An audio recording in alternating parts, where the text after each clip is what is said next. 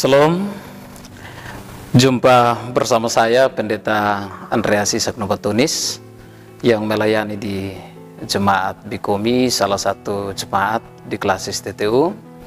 Hari ini bersama-sama kita akan merenungkan kebenaran firman Tuhan, suara dari jurang yang dalam, dengan bahan bacaan Yeremia pasal 29 ayat 1 sampai dengan ayat yang ke-7.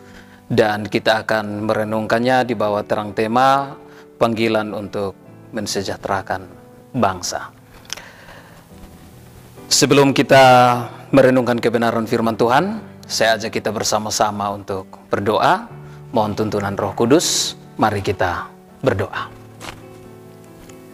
Terpujilah Engkau Allah Pencipta kami, Allah Penyelamat kami, Allah yang menyediakan kepada kami kesejahteraan ketika kami hidup di tengah-tengah dunia ciptaan-Mu. Hari ini bersama-sama kami, orang-orang percaya, akan merenungkan kebenaran firman Tuhan. Oleh karena itu kami mohon sekiranya Engkau menguduskan kami, sekiranya Engkau urapi kami dengan kuasa Roh-Mu yang kudus, dan beri kepada kami hikmat untuk kami anak-anak-Mu, setia melakukan kehendak-Mu di dalam kehidupan kami. Di dalam nama Yesus Kristus, firman yang hidup, kami berdoa. Amin. Bapak, Mama, Saudara-saudara, Yeremia pasal 29 ayat 1 sampai dengan ayat 7, kita akan merenungkannya, dan saya ambil salah satu ayat sebagai pengantar untuk kita masuk dalam perenungan hari ini, yaitu ayat yang ke-7. Saya akan bacakan bagi kita. Usahakanlah kesejahteraan kota kemana kamu aku buang, dan berdoalah untuk kota itu kepada Tuhan, sebab kesejahteraannya adalah kesejahteraanmu. Demikian firman Tuhan. Bapak, Mama, Saudara-saudara yang diberkati dalam kasih Tuhan kita Yesus Kristus, berhadapan dengan sebuah situasi yang rumit atau sebuah situasi yang penuh dengan pergumulan, maka kita akan diperhadapkan dengan beberapa reaksi. Reaksi-reaksi itu saya tidak uraikan satu persatu, tetapi saya ambil minimal 3 respon orang terhadap sebuah situasi atau pergumulan yang dialami ketika dia menghadapinya. Yang pertama, ada orang yang akan berupaya untuk melawan kenyataan tersebut. Yang kedua, ada orang yang akan bertahan sebagai sebuah strategi. Tetapi juga yang ketiga, ada orang yang memilih untuk mengikuti alur, atau kita biasa bisa membahasakannya dengan istilah dia akan menikmatinya. Terhadap 3 respon ini, Bapak, Mama, Saudara-saudara, poin pertama dan kedua itu sebenarnya mirip, melawan dan bertahan. Tetapi juga dalam pemahaman yang negatif, malah respon poin kedua dan poin ketiga itu yang akan dipahami sebagai sesuatu yang mirip atau hampir sama. Misalnya, melawan itu sebuah reaksi, sebuah tindakan nyata. Tetapi juga perlu kita ketahui bahwa bertahan itu adalah sebuah tindakan nyata juga, dengan di dalamnya ada strategi-strategi yang akan dimainkan untuk kemudian menjawab pergumulan tersebut. Menikmati adalah sebuah sikap pasrah terhadap keadaan. Bangsa Israel yang berada di pembuangan di Babel dan mengalami sebuah situasi yang rumit, mereka diberi pengharapan-pengharapan palsu oleh nabi-nabi palsu. Seolah-olah mereka diberi harapan bahwa mereka akan terselamatkan, atau kondisi yang mereka alami tidak akan lagi lama. Ada nabi palsu yang menjanjikan 2 tahun, masa penjajahan akan selesai dan mereka dipulangkan. Tetapi juga ada yang mengatakan bahwa mungkin 1 atau bahkan 3 dan seterusnya. Tetapi pada realitanya, kenyataannya tidak sama seperti demikian. Rencana dan kehendak Tuhan, Allah atau Yahweh, jauh melebihi itu, bahwa Israel harus melewati sebuah proses pembentukan, dan pembentukan itu salah satunya terjadi di Babilonia. Terhadap kondisi-kondisi itu, Bapak Mama, saudara-saudara, ketika Yeremia mendengar dan ketika Yeremia tahu tentang kondisi itu, bangsa Israel diberi harapan-harapan palsu, mereka hidup di dalam sebuah iman yang palsu, dan mereka hidup dalam sebuah pemahaman yang palsu tentang karya penyelamatan Allah untuk membebaskan mereka. Kemudian Yeremia bersurat kepada orang-orang Yerusalem yang ada di pembuangan di Babel dan menyampaikan kehendak Allah yang sesungguhnya, kehendak Yahweh kepada mereka, bahwa Israel masih akan tinggal lama di Babel. Sebuah nubuat yang terkesan pesimis dan menghilangkan harapan daripada orang-orang Yerusalem yang sementara berada di Babel. Tetapi ini adalah sebuah realita yang sebagai nabi Yeremia menerima itu dari Allah atau Yahweh. Dia menyampaikan apa adanya tentang kondisi. Yeremia kemudian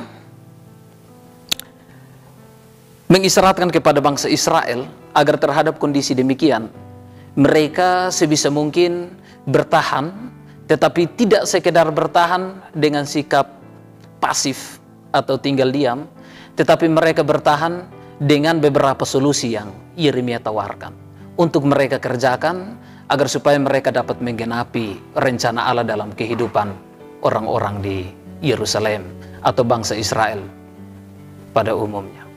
Dengan demikian, Bapak Mama, saudara-saudara, ada beberapa solusi yang Yeremia beri kepada orang-orang Israel, yaitu yang pertama, bahwa mereka harus memelihara generasi. Dalam hal ini, yang laki-laki harus mencari calon mempelai perempuan untuk dinikahi, yang perempuan juga demikian, dan kepada anak-anak mereka juga mereka harus mencarikan pasangan hidup. Hal ini bertujuan agar supaya generasi Israel itu tidak musnah hanya oleh karena pembuangan dan penderitaan yang mereka alami. Sampai pada satu sisi bahwa janji Allah untuk bangsa Israel itu harus tergenapi, yaitu mereka akan sebanyak bintang di langit dan pasir di laut. Allah memberi kepada mereka peringatan ini agar supaya sekalipun di tengah-tengah situasi sulit, generasi mereka harus terus bertumbuh dan bertambah. Yang kedua, agar supaya ketika mereka melahirkan generasi-generasi kemudian dan mereka tetap merasakan kesejahteraan sekalipun di tanah pembuangan, Yeremia memberikan kepada mereka solusi untuk mereka boleh mengelola lahan-lahan yang ada, dan kemudian mereka membuat perkebunan dan mereka bisa bertahan hidup oleh karena situasi yang mereka alami. Bapak Mama, saudara-saudara, sudah 76 tahun Indonesia merdeka.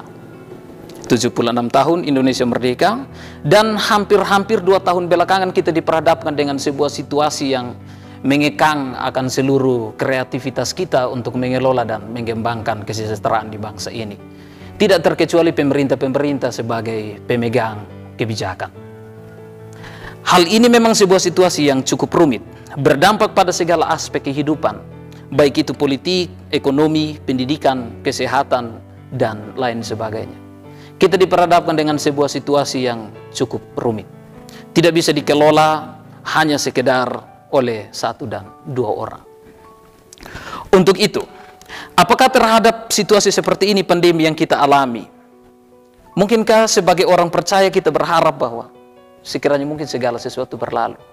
Ingat apa yang dikritisi oleh Nabi Yeremia terhadap nabi-nabi palsu yang memberikan pengharapan kepada orang-orang Yerusalem di pembuangan, bahwa tidak secepat itu penderitaan mereka akan berlalu. Kita berharap bahwa sekiranya mungkin akan berlalu, tetapi terhadap realita kita tidak bisa berbohong dan kita tidak bisa membangun harapan palsu. Yang kedua, bahwa kita berharap bahwa kondisi ekonomi akan segera pulih agar supaya kita merasakan kesejahteraan. Tetapi berhadapan dengan realita juga bahwa tidak akan segampang yang kita pikirkan dan kita harapkan. Indonesia mengalami resesi ekonomi yang cukup hebat. Rumah tangga Kristen apalagi mengalami resesi-resesi dan pergumulan-pergumulan ekonomi yang cukup hebat. Di tanah-tanah rantau, anak-anak kemudian meminta biaya hidup, uang kosan, uang makan dari kampung di mana mereka tinggalkan. Ini adalah sebuah pergumulan. Berhadapan dengan situasi di sektor pendidikan dan kesehatan yang merupakan vital daripada pergumulan bangsa untuk kesejahteraan. Kita tidak dapat berbuat banyak.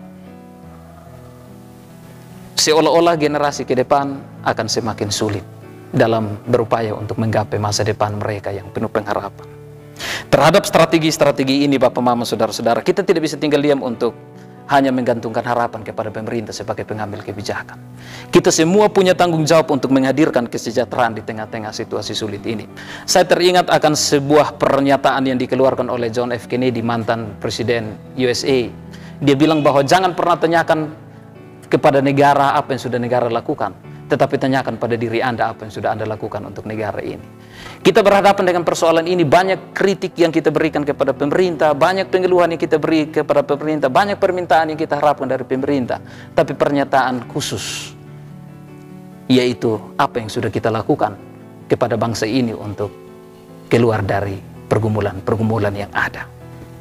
Bapak, Mama,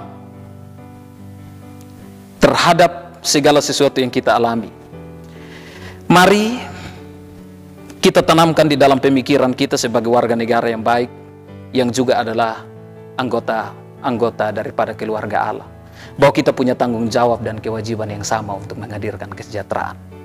Langkah yang paling strategis untuk kita lakukan, menjaga komitmen untuk tetap melakukan protokol kesehatan, untuk bahu-membahu kita menghadirkan kesejahteraan di tengah-tengah bangsa ini. Yang berikut, berhadapan dengan situasi yang sedemikian sulit, poin kedua yang harus kita lakukan, ada sebuah peluang besar, yaitu kita hidup di era digitalisasi. Mari untuk kita berupaya mensejahterakan bangsa ini melalui segala macam kreativitas yang ada. Lapangan-lapangan kerja di dunia digital terbuka lebar untuk kita. Apa yang harus kita lakukan? Mungkin banyak yang di PHK, tapi ingat, ini adalah masa anugerah. Allah mengaruniakan kepada kita momen digitalisasi ini agar supaya kita berkarya bagi dunia dan khusus bagi negara kita. Yang paling terakhir, Bapak, Mama, Saudara-saudara, saya teringat apa yang dikatakan oleh Napoleon Bonaparte, seorang dapat memimpin suatu negara hanya dengan membutuhkan dan melihat cara pandangnya sendiri. Tetapi ada banyak orang yang bisa mensejahterakan negara ketika semua sadar bahwa negara ini adalah milik kita bersama. Tuhan menolong dan memberkati kita. Shalom.